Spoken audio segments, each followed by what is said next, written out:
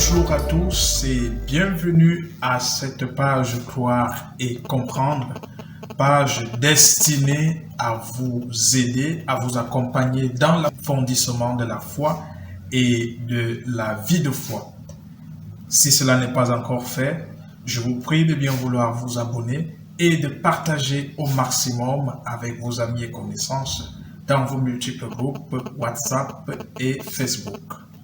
Aujourd'hui, je voudrais donner une réponse concrète à une interrogation qui suscite souvent beaucoup de débats entre les chrétiens et qui préoccupe souvent bon nombre.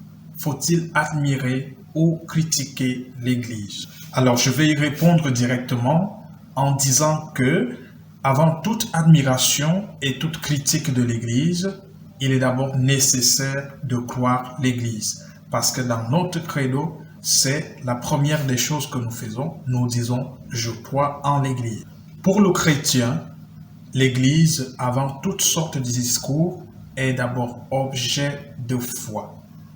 Croire en l'Église, ce n'est pas mettre sa foi en une simple organisation humaine, fût-elle bonne.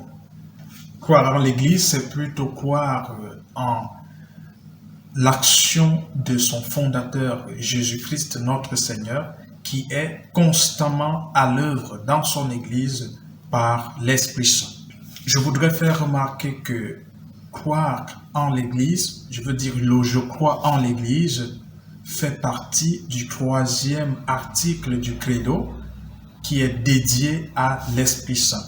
De telle manière que dire croire en l'Église, c'est d'abord reconnaître que l'Esprit Saint est à l'œuvre dans l'Église d'une manière constante, malgré les faiblesses humaines. Alors, pour le chrétien, l'Église n'est pas d'abord objet d'admiration ou de critique. L'Église est premièrement objet de foi. Cela rejoint ce que disait un certain théologien catholique appelé Hans Küng, qui disait « ce qui est capital, ce n'est pas d'admirer l'Église, ce qui est capital, ce n'est pas de critiquer l'Église, mais de croire l'Église. » Croire en l'Église, au final, c'est reconnaître l'action de l'Esprit Saint en elle et par elle. C'est reconnaître que le Christ est réellement présent, lui l'époux fidèle, lui la tête du corps. Je ne vous dirai donc pas de ne pas critiquer l'Église ou de ne plus l'admirer, ou de l'admirer abondamment ou d'en faire une apologie excessive, mais je vous dirai tout simplement que le discours du chrétien sur l'Église provient d'abord de la foi. Toute apologie de l'Église qui ne provient pas de la foi est sans valeur, tout comme toute critique de l'Église qui n'est pas fondée sur la foi est sans issue. Merci d'avoir écouté cette vidéo.